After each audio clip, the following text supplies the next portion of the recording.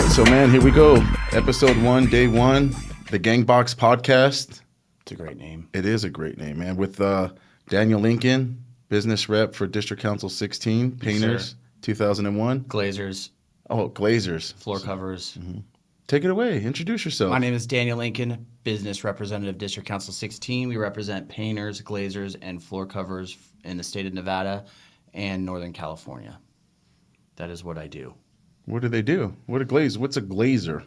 No one, you know what upsets me the most? Everyone knows what a carpenter is. Everyone knows what a plumber is. Everyone knows what an electrician is. And when you tell someone that you're a glazer, they assume it has something to do with glazing donuts. It's total bullshit. Oh my God. But yet you drive down Las Vegas Boulevard and you see these hotels covered in beautiful glass. We do glass work. Dope. It's the best goddamn trade in all the building trades. And what about floor covers? They do carpet, linoleum, VCT, like soft carpet, and then, painters and drywall finishers do painting and drywall finishing. Dope. I like that, man. How long you been in the trades, Daniel? Tell me about how you got started, I guess. It's important. How I got started in the trades? In the trades and into your current position. I got in the trades because I had dropped out of high school and my dad was in the trades. So I got in the trades temporarily. I was only going to do it part-time until I figured out what I wanted to do with my life. And that was 20 years ago, almost 21 years ago. And just came up as an apprentice, journeyman, foreman, became a project manager. At some point, my union was looking for all new leadership. They kind of cleaned house, and I took the opportunity to try out business agent, and that's what I've been doing for the last 7 years. Oh, what's the most challenging thing about being an agent? The most challenging thing about being an agent is my inability to fix every problem. Yeah. And so, you're faced with tons of problems. The members bring all of their problems to you, right? And when a member brings their problems to you, it is the most important issue in their life, whether it be their retirement because they're about to retire. That's the most important thing to them. Or something's going on with their health care and they need you to fix their health care, right? And a lot of times it's the healthcare system in our state that's the problem, and I can't fix that. Yeah. And so there's a lot of times where problems get brought to you that I just can't fix, and that's probably the most frustrating aspect of the job. And trying to get membership engaged, right? The goal is to try to get your membership engaged, and it's very difficult to do, which is probably why one of the big reasons why we wanted to start this podcast, right? I think that there is a bullshit excuse that we as agents use. When members aren't engaged, we like to say, well, you should have come to a meeting.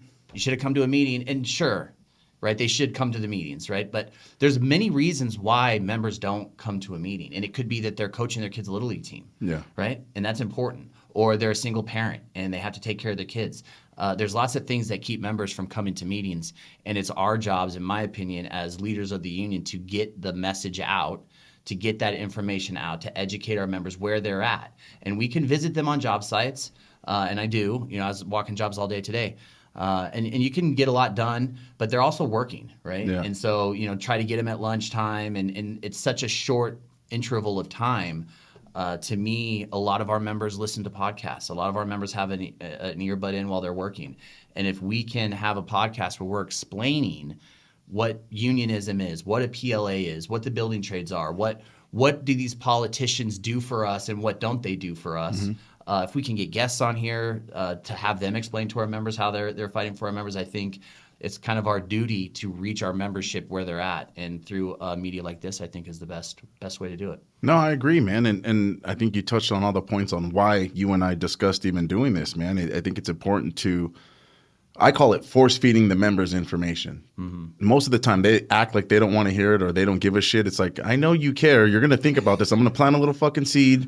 I'm going to let it rest. And then you're going to come to me and I'm going to pull you in slowly with information because I'm going to drop some shit on you that's going to make you want to get engaged, so that when you say that, hey, the union's not doing X, Y, Z, and I show you that they are, mm-hmm.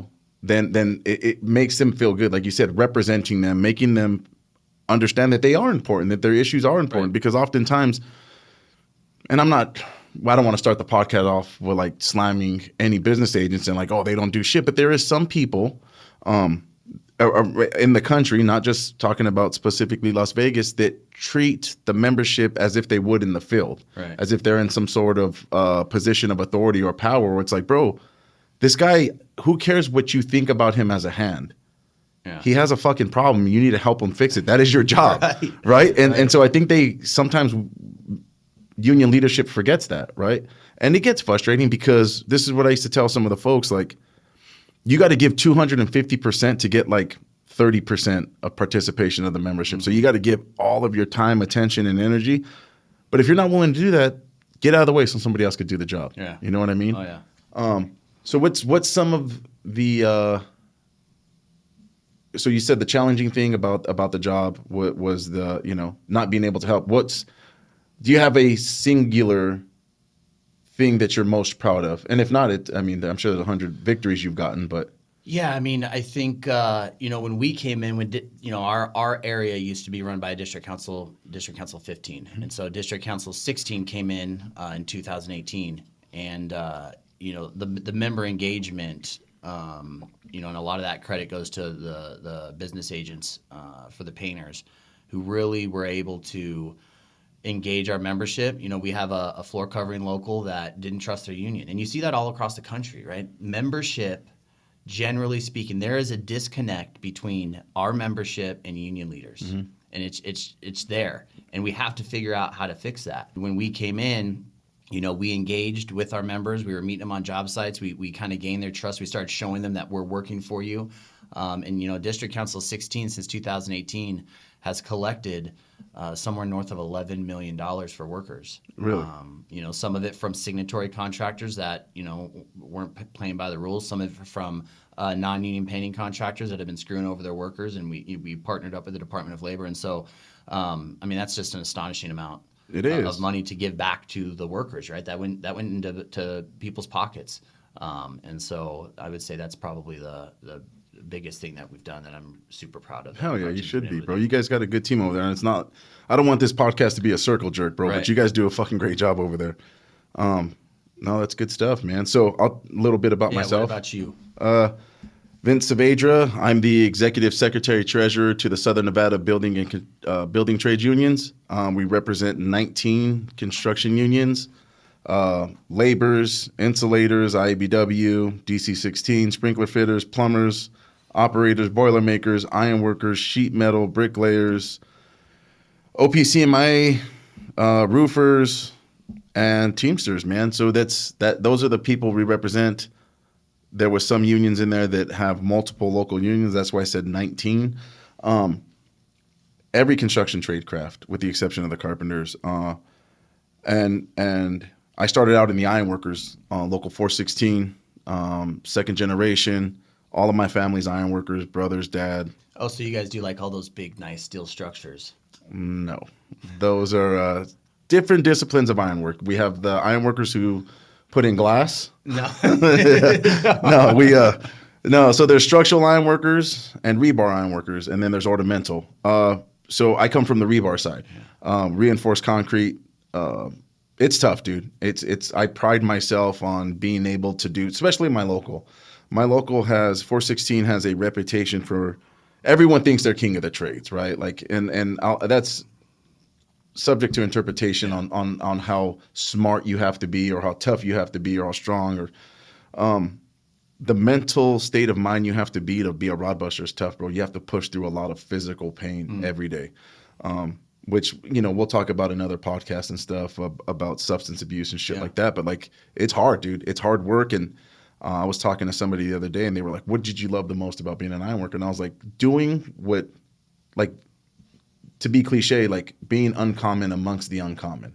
Like, it's already hard to be in a construction craft, but to be part of the elite and then have a crew of dudes that were just badass, like the elite of the elite is essentially what I loved. And again, all that's to interpretation. One of the things I learned early on in my career was like, never ask an ironworker who the best ironworker is, because they're always going to say themselves. So like, don't ever say you're the best, because nobody's going to agree. Right. But it wasn't me that was the best, bro. I had a kick-ass crew all the time, or I always worked around kick-ass guys. Like, I was blessed in my career to work with the elite of the elite. And in the country, in the United States of America, I'll say this, I'll put it on a t-shirt and fucking wear it because I'm very proud to say that, like, our local is the best reinforcing local in the country. And it's not just because I come from there. We are the mecca of the reinforcing industry. Like, we are the trendsetters. We've done it first. We do it the best. Yeah. And I will put our boys up against anybody in the country, like, straight up. And I'm sure, you know, I don't know if this podcast can go wild, but that's really how I feel in my heart, bro. Yeah. So, the Southwest states have the best rod busters.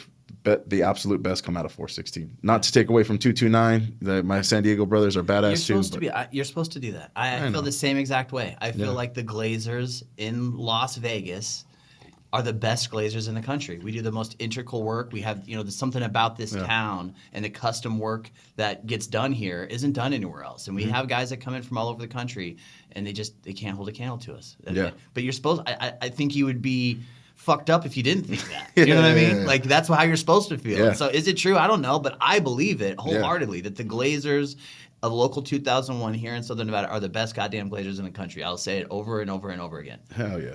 So that's me. That's my career. I started out in the field, apprentice, did the whole thing. Was not liked very much in the field. I was very much a company guy. It got me fucking nowhere. I got paid. It was great. But the longer I was in my career, the more I realized that we're just a number. Yeah. You think you're the shit because you get a company jacket that's different from the rest of the guys. They get hoodies. I get a Carhartt. Right. Stupid. A better hard hat. Yeah, it's fucking dumb. And so, you know, I wasn't happy with our union leadership either, right? Yeah. So I ran, got the position. Won it fair and square. There was no bullshit. There was no, you know, there's always naysayers like, oh, they cheated. No, the union didn't want me. The union leadership was like, no, go for the other guy. They didn't want me here. They knew I was a disruptor, bro. I like to talk shit and kick up dust. And so I won my election. I only wanted to do this job for a year and a half, and I was going to go back to the field. Fell in love with it. I really enjoyed helping people. You know, that I didn't think I was ever going to like it. And kind of like to the point where they were like, I can't represent these guys. They're fucking slugs. Like, they're misunderstood, some of these guys, right? And some of them, it's just, oh, well, you're not following protocol. You're not breaking the rules, so you must be a piece of shit. Like, no, the dudes, we have contracts called collective bargaining agreements, right? And in those collective bargaining agreements, there's rules that the contractor is contractually obligated to follow. He signed and said, yes, I will follow all these rules in this book. Right. And if we have to follow your fucking safety rules, you have to follow what's in there. And so the guy's just asking for what's already owed to him. Yeah. And so once I put all those pieces together, I was like, God, this guy's not a piece of shit or crybaby. He's literally just asking for what's already been bargained. Yeah. And I thought that was interesting. And I won a couple battles with contractors and even against our own apprenticeship school representing the apprentices. And I was like, you know what, dude? This is way better than fucking being an asshole foreman. And I fell in love with it. And I stuck with it. And then the opportunity came up to run the building trades, and that was its own interesting story. Had the votes. It was fun. Yeah. That was interesting, man. I mean, you remember. Yeah. It was tough, bro. You know, I thank my predecessor for laying the foundation for what this organization has become, because everything happens for a reason. And if it wasn't for my predecessor, I wouldn't have my job, and the foundation wouldn't have been laid for me to build off of it what we've got this organization to be now. Right. And so I'll segue into what Building Trades is. Yeah. Like I said, we're an organization. We're like the association of unions, right? Of construction unions. All of union affiliates. We do things like get project labor agreements, fight for legislation for, you know, workers' rights. I don't know, dude. So all the construction unions, right? They pay pay dues to be a part of the building trades as a collective, right? Correct. And what would you say the primary purpose of the building trades, when we all pay in and we say, all right, we're going to group together here. We're going to call ourselves the Southern Nevada Building Trades. What is the primary purpose of that group of unions? So I think the ultimate goal and primary purpose of the Southern Nevada Building Trades is to make sure that there is one united voice within the unions. it's important to explain, like, the way I explain unionism in specific to Las Vegas, right, is you could break it up into 4 different quadrants, right? So you could break it up, split it right in half. You have public unions and private unions. Mm-hmm. Public unions being, teachers, police, firefighters, county workers, state workers. Those are all public unions. Then you have the private unions, right? Your culinaries, your bartenders, all of the building trades. Those are all privately funded unions. And then you get that, so now you have half. Now you break that half into half, you have a quarter. You have the service trades, which are the ones that serve, the ones I just mentioned, and then you have the building trades that build, right? Yeah. And so different needs. Not, again, it's oftentimes gets taken out of term. Oftentimes it gets taken out of term that I present it as that we are better than. And it's not that. We're just different. Yeah. And because you say you're different, it doesn't mean that one is superior to the other. No, right. 2 different needs, 2 different styles of membership, to everything. We're just not the same. Different needs. Some of them work in the hotels. Some of us build the hotels. Right. Different needs, right? They have a job for a while. We pride ourselves on getting laid off. The faster you do the job, the faster it's over. You did a great job, go to the next one. Right. And so we are at-will employees where they are not oftentimes. And I could have that wrong, but right. It always made me mad when we, like, as a construction guy, I would be on a job as it started, as the structure's going up in the air, and you spend so much time there every single day for months and months and months for over a year. You're building, and it's getting closer to being done. And then when I'm there towards the end, you're like doing punch list stuff, right? And they start hiring the people that are going to work in this hotel. Yeah. And then those people start telling me like, "Oh, sir, you can't go back there." And I'm gonna be like, "Dude, you just got here. First of all, I've been here for a year and a half. You're not gonna tell me I can't go back there. I built back there. I'm going back there. Like, who the hell do you think you are?" I like That always upset me. Like, no. You're not gonna tell me what to do. This is my goddamn building. Yeah. I've been here since the beginning. But yeah, I mean, different. And so, the building trades, I think, one of the things that is so important to our members that I don't think they understand a lot is how the building trades is associated with project labor agreements and how those two things tie together. Yeah. And I think what's important too, like, I didn't even know what the hell the building trades was when I was in the field. I didn't know what the AFL-CIO was. I just know my local union. I didn't know that all these unions existed. But the project labor agreement, I remember the first project labor agreement I worked on, I believe, was the monorail. And we had a steward on the job, and he was like, "Hey, 15-minute wash your hands, roll up." I was like, "What the fuck is this guy talking about?" It's 15. He's like, "The project labor agreement says that." So then I go through, and that was like my first introduction. And then I never heard of it again. And it was rare that we had project labor agreements in town. And then, the Raider Stadium came, and there was no project labor agreement. And there's like a wild story that goes with that. I was an agent. I was young, hungry. And somebody sent me a picture of a news article in Dolan Springs, Arizona, that, hey, part of the Raider Stadium is being built in Dolan Springs, and it was rebar.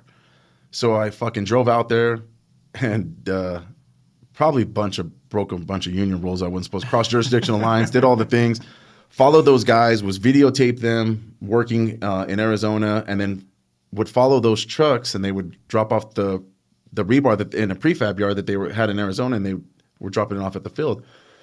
And at the time, Steve Sisolak was a county commissioner. He was running for governor. Right.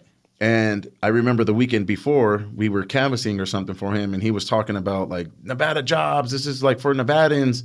And I was like, hey, man, like, and again, young, not knowing shit about politics. I didn't know who this guy was. I didn't know he was running for governor, and or the strength that the county commission had. And I was like, hey, dude, like, what happened to Nevada jobs for Nevadans? They're building this shit in Arizona. And he was like, no, that ain't true. And I was like, I have videos. Like, look at these pictures. And he was like, what? Showed it to him. I remember him just grabbing the phone and picking it up and calling somebody. I don't know who it was on the other line. They exchanged words. Next thing you know, we got a project labor agreement at the Raider Stadium. And I'm not saying it's because of me. I just knew that that I think was the straw that broke the camel's back. Yeah. Then when I became the executive secretary treasurer here for the building trades, I was already involved politically a little bit, learning the process, doing the thing. And I noticed that there's power in being in a union in the legislature, right? And it's not just for the Dems. There's Republicans that could appreciate the economical growth and construction of this town. Right. So with the A's, that was like my first introduction on how we as the building trades and its 19 affiliates can utilize the legislative process to make sure that the work goes union, right?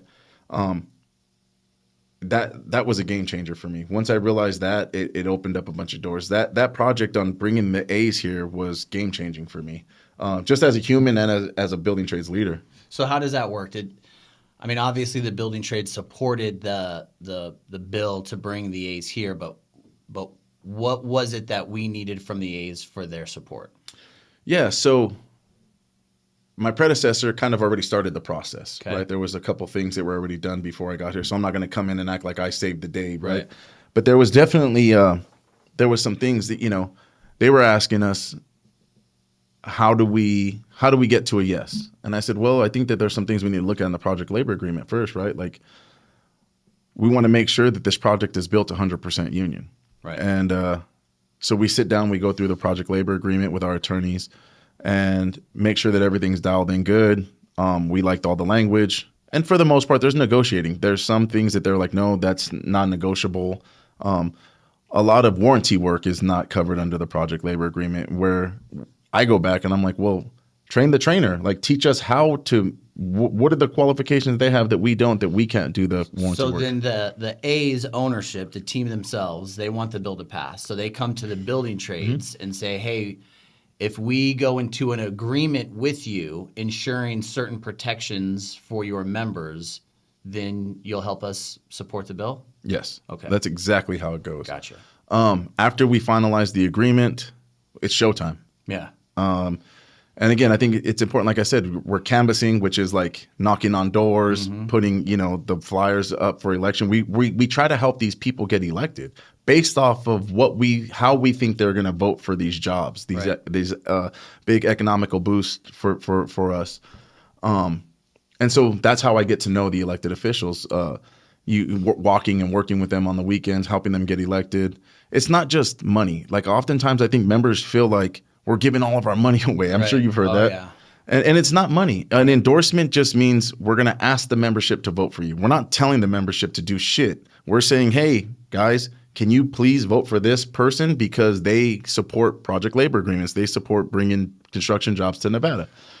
Right. And what I tell my members too, like an endorsement of obviously, I want our local to endorse candidates regardless of their political party. Endorse candidates that support our issues. And project labor agreements is such a huge issue for us because it puts our members to work. It generates hours generally for our members. And so when you have a politician that doesn't support project labor agreements, it's hard for me to understand why the members would want to endorse them. Now, the members may want to vote for a candidate based off of issues that have nothing to do with unions, the building trades, labor at all, right? Every individual has their own reason for why they vote. And I tell my members all the time, you vote the same way that I vote, completely in private and by myself. Yeah. Right? So you're going to go in that booth and you're going to vote however you want to vote, whatever you think. But, if you're a part of a union and you're a part of the NRA, you should be able to go to your union meeting and understand that, hey, we need to endorse this candidate because they're good for my union. And then the next month, attend your NRA meeting and go, oh, I'm a member of this organization and they want to endorse the opposite candidate because this organization that I'm a part thinks this candidate is better. And that's okay to do. Like, it's not, it screws our members up because they think like, well, no, I have to, you vote, I don't care, pick which one you think is more important and vote however you want. Yeah. But don't bring your other issues that have nothing to do with unionism or your union and bring it into the union hall and try to force your union to endorse on issues that don't have anything to do with your union. That's all I'm asking my members to do. Be smart about it. Vote. I tell them, vote however you want. Yeah. Go in the booth and vote however you want. I don't care. But understand that these candidates, right, I want to be honest with my members. And when we send a flyer to the membership saying, hey, these candidates are good for unions, we have to be telling the truth. Yeah. I don't want to say, hey, these candidates are who you should vote for because of some social issue that doesn't have anything to do with unions. I got to be honest, because they're going to get a flyer from the church and they're going to get a flyer from the NRA or whatever other groups they're part of. They can take all that information and put it together and make whatever decision they want to make that they feel is best for their family. But the flyer, the endorsed candidates, needs to be accurate. It needs to say, these are the candidates that support unions, right? Absolutely. And the freedom to choose for who you vote for is like your real last freedom, bro. And I'm not trying to take that away. So oftentimes people are like, I'm going to vote for who I want. I said, good. Yeah. Can you just go vote? Because I think you're full of shit. Because honestly, I don't think you're voting either. Like, I don't even know. Like, do you even have voting rights? Like, you know what I mean? I think you're a crip, bro. I remember I helped you with your case. So there's weird things like that always makes me laugh, bro. And I'm just like, okay, like it sounds good. But 100%, I think it's important to know, to like let membership know and union leadership, like, this is an ask. Yeah. And we're trying to line you with the facts. Now, we also have elected officials, as we found out this legislative session, they go in front of our membership and I support project labor agreements, I support projects, and then vote no. Right. I like this specific project. And I mean, fuck it, let's put it out there, bro. There was the film tax studio, right? And I know we're talking about the A's, but it's like, I love the film tax, Sony, Howard Hughes, Warner Brothers. Yes, I want you guys to go to work. I'm looking at all these union families and, there's people in there that haven't worked in months, dude. The highest unemployment rate in the country is in Las Vegas, Nevada. And they're up there rallying us up, shaking us up. And then when the rubber hits the fucking road, bro, they vote no. Yeah, they go up there and they vote no. And I talked to that legislator. And the reason why the vote went no is even more infuriating. Right? It's like, explain to me why. Please it's explain a no to vote. me. Yeah. And it was like, well, there's issues with leadership and, the caucus and leadership wasn't going to lie. And they were trying to, it's like, so it was out of spite for some issues you were having with leadership. So you completely forgot about my members. You completely forgot about their families. You completely forgot about all the bullshit that you said. Because once you get up there and you're in that legislative building, all of a sudden the politics starts, right? Mm-hmm. And it's hard to find elected officials that stand true to their values and go up there and just do the right thing for the people that put them there and the people that they represent. And that's the struggle we have as union leaders is, I do the interviews and I talk to them and, it's hard to tell how they're going to act when they get up there. Yeah. But when they show us who they are, we need to listen. And we need to pick candidates that are going to support us up there, right? Not just in our building when they're talking in front of our members. 100%. And I say this all the time. I had an elected official call me today and was like, hey, I'm really interested in meeting somebody else who voted no. And I said, truth be told, I'll meet with you, but we can't support anybody who doesn't support us. Right. And I'll listen to what you got to say. They were like, well, and I said, well, let me ask you this. Today we get called to a special session and it's the same exact bill. And we go up and you have to redo it. What are you pushing? Yes or no? Well, I would really have to see the language. No. It's the same exact bill. Language, same everything. Yeah. But you're armed with all the information you have now. You saying yes, or you saying no? Ready, set, go. Tell me now.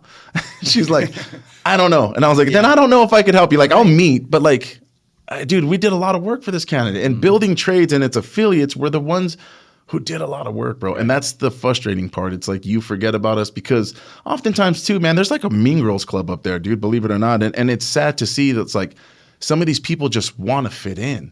And I'm not talking about any candidate specifically or any elected official specifically, but they just want to fit in. They have and look, we're tribal by nature. We want to fit in with people. We want to feel a part of a group, but it's like, you should want to fit in with your constituents that voted your ass to be up there, not the people who are already there and fall in line. Like, that's not what a leader is. That shit is weak. Yeah. 63 legislators in that building. That means there's 63 people representing their community. And I'm going to be honest, bro, out of those 63, there's maybe 7 that are actually about the community and actually about their constituents. The rest are up there for their personal fucking ego. And I'll say that proud. And I'll say it in that fucking building. And I'll say it in a union meeting. And I'll say it on this podcast because I fucking lived it, bro. And I see these people.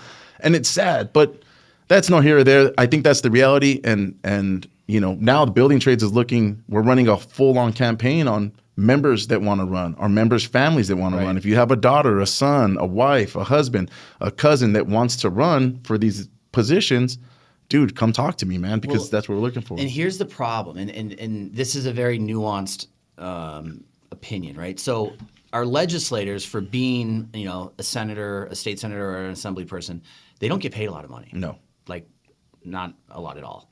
And so, it's supposed to be the people's legislature, right? It's supposed to be regular people.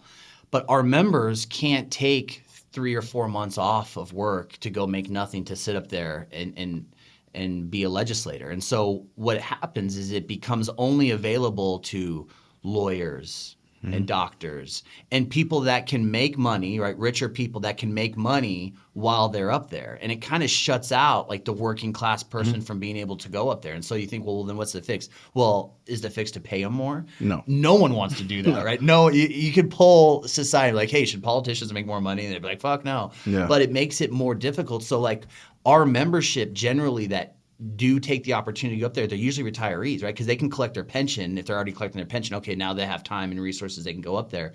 But it like shuts out like the working class, person, middle class person from going up there and trying to legislate. Yeah, I've heard a lot of stories of even some elected officials having to take out a second on their home, dude. Like, and then you would think like you're doing all of this work, you're sacrificing time with your family, all this, just so that you could act like you have some sort of temporary power for 120 days and you want to feel like a god and treat people like shit and fucking kill good policy for Nevadans. That's the mind-blowing part. Yeah. Is that you go through all this trouble, you do all this shit just so that you could be an asshole. It's fucking crazy, bro. It's crazy.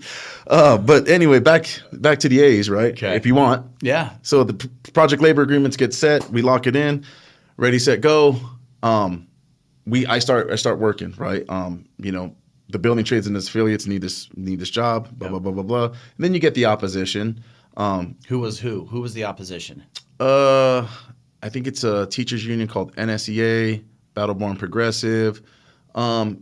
Special interest groups, just like we got special interest groups that are for the stadium, you have special interest groups who are against the stadium, and it's like they look at it as giving billionaires, taxpayers dollars away. Right. Which drove me nuts because here's the problem with that is the unions, us, we are the ones that fight the billionaires and billionaire corporations every single day, right? But we know how to fight them. We have to negotiate with them, right? We sit across the table from them. We sit across from Caesars and, we have members in those properties.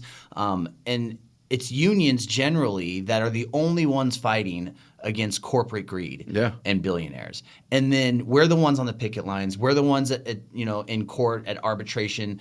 And then all of a sudden you get this progressive group that shows up and like, well, where the fuck have you been? Yeah. Like we've been fighting over here in the trenches and now all of a sudden you want to show up and you care. Like, look, I don't want to give taxpayer money to billionaires either. Like, I don't want to do it, but I need my members to go to work. Yeah. And that's the system that we have. If the A's don't get our taxpayer dollars, they're going to get taxpayer dollars from somewhere else. Yep. They're going to move that stadium to where they can get taxpayer dollars. And if it's structured in a way that benefits our local economy, then it can be a win-win, right? You have to negotiate with these people. So, like, I got into some Twitter beefs with some of these progressive groups, right? Because it pissed me off that all of a sudden you're here crying about, billionaires, and you weren't in the trenches with us fighting at all this whole time. Yeah. And then the teachers union just, obviously they think that there should be more money for schools. In that same session, there was a record number amount of dollars that went to schools in that exact same session. And so, the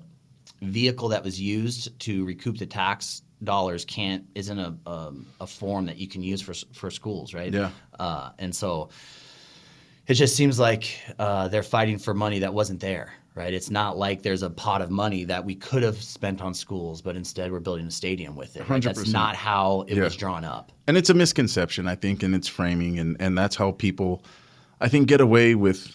We have our bad actors in the construction industry. Well, there's bad actors in the political world too, where they like to frame things out to maybe not, and that's their job, bro. Like they're lobbyists, right? Their job is to make you manipulate your point of view to see theirs, or to see whatever they're getting paid to make you see, right? Like that's the lobbyist's job. And it's tough. And like I said, dude, they all have their reasons why. We have our reasons why. I let a lot of that shit go. I let a lot of that shit bounce off me. I know some people in the trades could not do it. Well, this is the problem because you talk about lobbyists, right? So when we were at the legislative building, there was some bill. We were there to support it. and someone in opposition, it's this girl that I kept seeing. I remember. And she kept throwing out these statistics about prevailing wage. And I can't remember the number, but it was some astronomical number about how much waste the prevailing wage is. And I pulled her aside afterwards and I'm like, where are you getting your information from? And she cited something like from fucking 20 years ago or something. I said, yeah, I don't think that's right, And she's like, well, I don't really know. Like, they're just paying me to say this.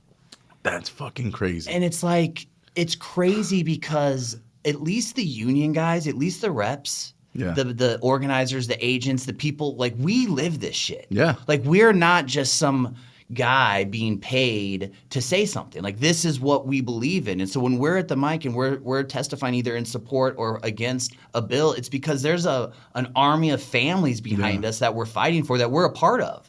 And then the opposition is some dude that was a lobbyist for this group last year, but now this year he's a lobbyist for this group. And it's just, they're like paid hitmen. Like, well, if we paid you more, you'd be on our team. And you would completely switch your opinion on this issue.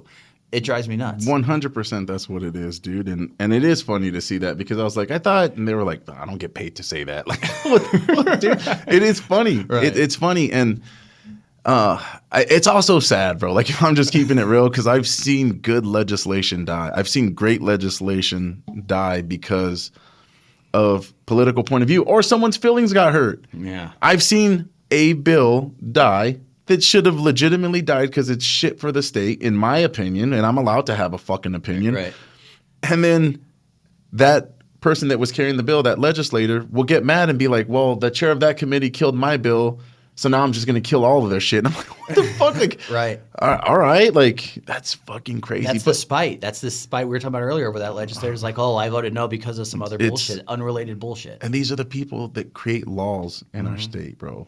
And it's crazy. But also to the point of, like you said, we go up there and testify, the union guys. I've loved how uncomfortable some of our guys were because they're just regular construction fathers, regular construction mothers who aren't used to talking on the mic. And so I love that we're able to start getting them in front of the legislative process and letting them know, like, these people aren't holier than thou. No. Yes, they wear suits. I guarantee you they got their suit where I got mine, motherfucking Burlington Coat Factory. Right. Like, they're barely, like, they are normal people. And again, they frame themselves to be, we're all important. You're not more important than me. I'm not more important than you. And even for your fucking 120 days, I hate to fucking break it to you, you're equally as important as you were yesterday and tomorrow as we all are. So don't fucking try to hold yourself to a higher standard than us because you're not that thing. Right. But our members don't know that.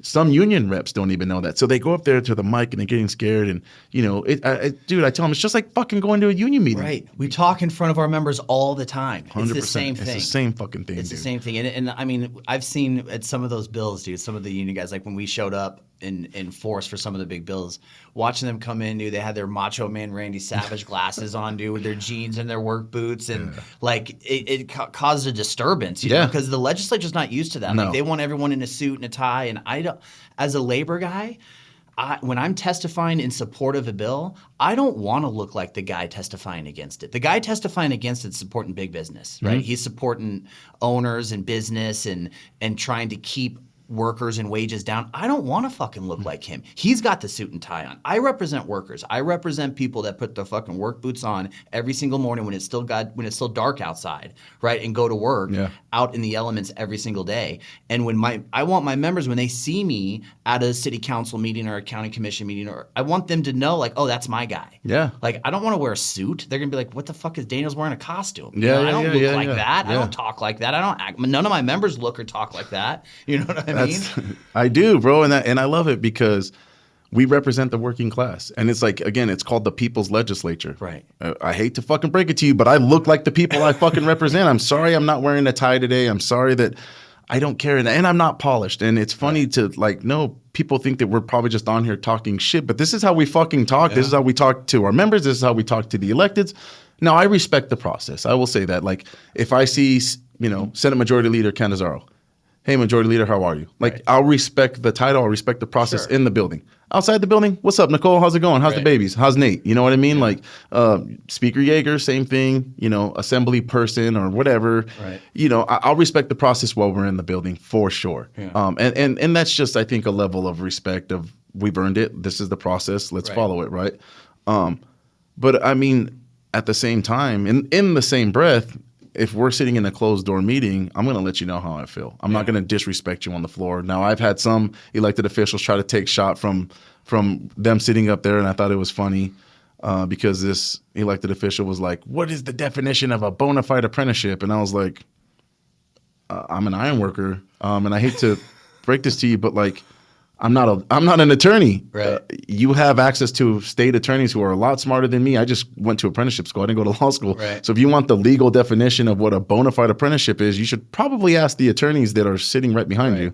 Like not If you need some rebar tied, I'm your guy. Hey, I'm the guy. You know what I mean? That's it. But other than that, dude, it's fucking crazy, the process. But I don't know, man. I have a sick fixation for the process. I fucking love it. I think it's the competitive edge.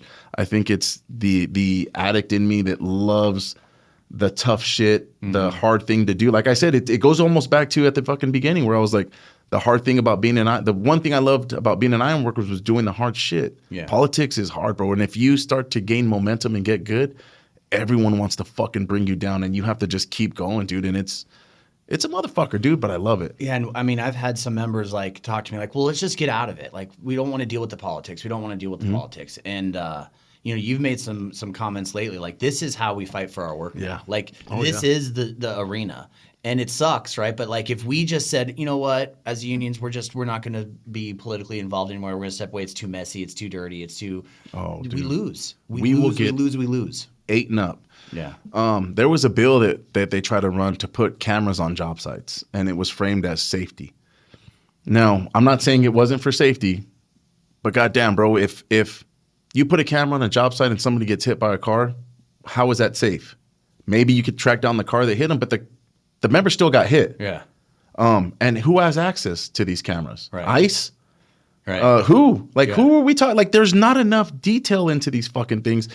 And I didn't do anything to help or hurt it. If somebody asked me my opinion, I would give it to them. And they were like, well, Northern Nevada Building Trades loves this. And I said, well, fuck it. Great for them. Yeah. But if you ask me my opinion on I said, this is fucking bad. They're going to use this to reprimand our workers. Right. Our job is to protect our workers. Yep. Now, in our collective bargaining agreements, does it say you can't use digital video footage to not discipline members? No, like none of that shit's there. Right. So you tell me how you're fucking saving lives with a camera. And it's crazy because the same organization, the AGC of the North, who was against a worker safety bill for heat regulations that was all against it last session. This session is going to bring this camera bill, right? Who represents the contractors to say, oh no, this is for worker safety. Like, the fuck is wrong with you? What do you want to watch our guys die on camera of heat stroke? Like, what are you doing now? It's right. This is because you were against the heat bill. Yes. That would have actually helped them. Yeah. Right. And so that's crazy. But then there's often times where we do align, like with the NCA, the Nevada Contractors Association in the South, which is the same thing. It's the opposite of so not the opposite, but they represent all the construction industry, like the contractors, signatory and non-signatory, so union and non-union contractors.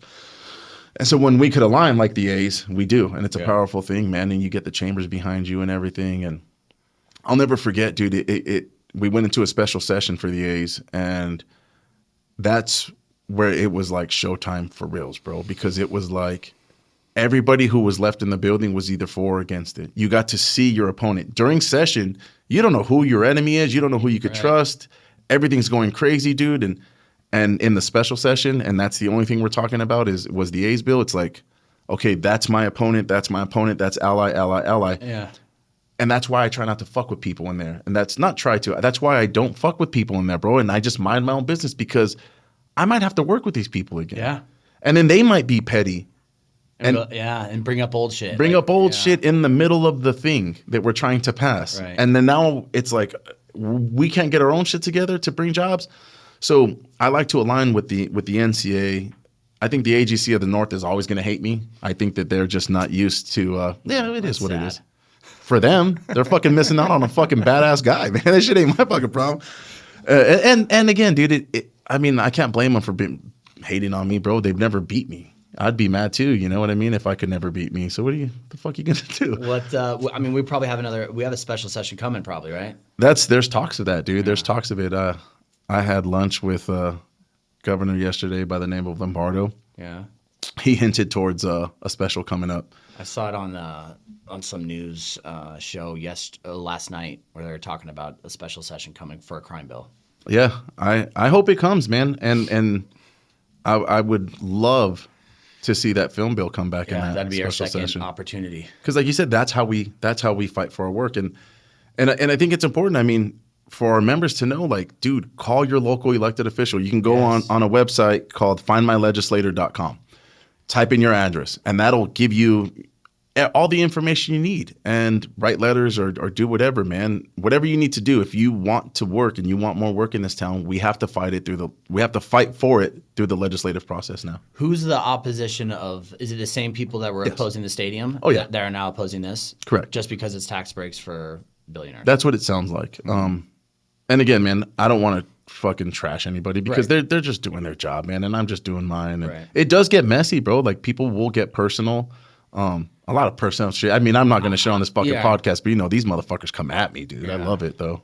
I don't know. When I see the same people consistently opposing bills that we're trying to pass for working people, it's personal to me. I start to hate that person. Yeah. I'm like, man, every fucking one, every goddamn bill that comes up that will help workers, there you are, fucking in opposition, saying comments like, well, I represent 90% of the construction industry that chooses to be non-union.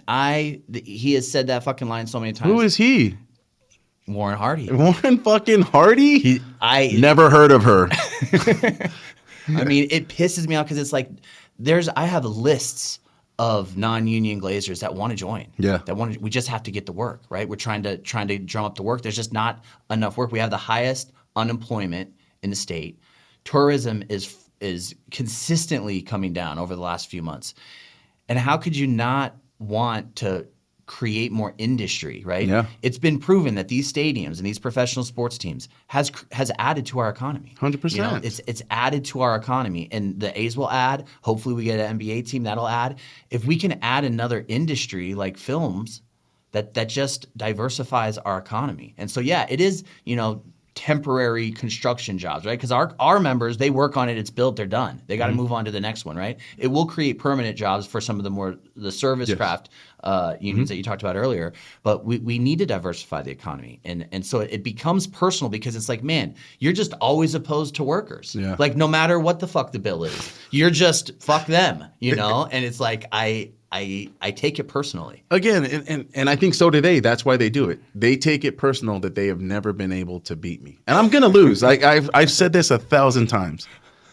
I know I'm going to get got someday. I fucking know it, dude, and I'm going to get hit it's fucking hard. It's part of the game, right? It is part of the game, dude. And I know I'm going to get got, but I also know I'm going to get mine way fucking more than I get got, bro. Marshawn Lynch? Fuck yeah, Marshawn Lynch said that shit, bro. That's a fact, too. I know it, dude. Yeah. I'm going to get mine. Right. I'm sure somebody's going to fucking get me someday. And it's okay because what we as the building trades have been able to do for our members so far in the fucking 3 years I've been here, bro, is game changing. Yeah. Fucking game changing. And I love it. And that's the shit that fuels me is keep coming at me, motherfuckers. Because you're giving me a purpose. All you're doing is fueling this fucking fire. Because I'll tell you, in politics, bro, it's funny.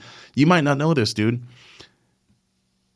People in that realm of world, in that 120 days in the Nevada State Legislature, they get you because again, like the Mean Girls Club, they want you to fucking fit in. Yeah. So when you get these blue collar motherfuckers who aren't really wanting to fit in with you, and they have no leverage anymore. And I tell people all the time, if I wouldn't let that dude have fucking punked me out in high school, you damn sure ain't gonna fucking talk to me crazy as an adult. Like, fuck you, bro. You were a nerd then, you're a nerd now. Fuck you. And we need nerds. Yeah. But play your position, nerd. Right. Just like I'm a fucking jock or whatever, and I eat meat and fucking hit myself on the head, whatever. Who gives a fuck? I'm telling you right now, I play my position, you play yours, we'll get along fucking great. I need you need me, you need the offices to work in, I'll build the motherfuckers, and we're all gonna get along great. But I'll be goddamn if you think you're gonna talk fucking crazy to me. You know what I mean? Right. Like that's the shit that gets. That's where the battle really becomes. And they try to say crazy shit to make you feel bad because you're not a part of them. Well, it's like, thank you. Right. Thank you. I don't want to be a part. I want to be a part of those guys, my guys, the guys that are building the shit. As long as they fucking love and accept me, that's all I need. I can give a fuck what you think about me. Because again, if I get voted out or if I do get got someday and they say, sorry, Vince, you're no longer allowed around, you know what's gonna happen? strap up the motherfucking boots and go to work, Right. big dog. That's it. Tie some rebar. Tie some rebars. Yeah. A lot of I knew it was going to get political. It's so much about what we do involves politics, so it's hard to separate them. I mean, and our members don't really understand that. They don't get how political it has to be, right? A lot of times, I think they'd rather us not be political. But like what you were saying, like, you're out there fighting and you have purpose. We become so much stronger in our positions when the membership is behind us and supporting us. And the only way to get them to do that is for them to understand how important it is. When we're talking about community benefit agreements or things that we're trying to do with the county, and we're like, man, we need people to show up. Yeah. It's disappointing when we see some unions like not be able to get anybody. It's like, well, where are the members? And it's like they're not engaged enough. They don't know how important this is. And it's our job to educate them. And so we need to start, hopefully I'm hopeful that this podcast we can use as a way to get the message out to our members, like, hey, we need you to show up. Like when we're pushing a community benefit agreement or something for the county or the city, like we need to pack the house so that these legislators understand, oh shit, these fucking guys do business. It's not just me standing there at a mic. It's 100%. Me with all of my members behind me. Yeah. It's so much more powerful. It is, dude. And again, I think let's talk about maybe why. Why do we think that it's not just the educational piece? I think even if we were to feed them information and force feed them the information, oftentimes I'll just talk about men. Yeah. Like the male construction worker is insecure about something they don't know or something they're not good at. Nobody wants to be bad at anything. Right. I come from a whole family of wrestlers, bro. And if you're going to step on the mat with the mentality you're already fucking lost, guess what? You're going to lose, bro. You're going to get pinned like that. It's like that in a sense of like politics of like, I feel insecure. I'm worried about going on up against this. What if I don't want to look stupid because then everybody at the job is going to make fun of me. What if I say the wrong thing, fumble, stumble? And then the construction industry, bro, is all about jokes and making fun. Yeah. Right? I love talking shit. This. I love talking the craziest shit. I think it's funny. I like to just joke around, bro. And sometimes I take it too far, and I realize that. But I think that in the political realm of getting people to show up and support community benefits or do these things, they get nervous again because they don't realize that they think that there's these people are superior to us, right? And they're not. And these people just being the elected officials, right? And so I think it's a matter of getting them comfortable being around, getting them comfortable talking to even the electeds, bro. Yeah. I mean, or just themselves, just going up to a mic and just saying, I support this, I don't, or just showing up and sitting down. And it gets boring. It fucking sucks. It is not fun. And sometimes they will drag that shit out to get us to fucking leave. Yep. You know that. Oh, yeah. And they'll bump us. Put it at the bottom of the agenda. And make agenda item 4, we're going to revert it back down to the bottom. Like, what the fuck, dude? Like, this sucks. Right. But we have to stick it out because that's fighting for our work. It's not just running around with a picket sign. It's not just standing there, fighting, punching. Oh, we're going to punch this fucking rat in the face. Like, no, dude. Like, you're going to sit your ass in this fucking chair and listen to what they're saying, dude. Yeah. And I'm telling you, it's just like a union meeting. The more you go to, the more you show up, the more you're going to understand. Yeah. And you have a real possibility to be sitting there. And then we could talk shit about you once you're up there. Right. Make fun of you later. Yeah, make fun of you later, man. And I'm excited for the future. I'm excited for this podcast, bro. I think we're going to fucking do good shit. Yeah. So I think that's it, huh, brother? I'm good, man. All right, brother. Appreciate it, dude. Done. Thank you. Good shit.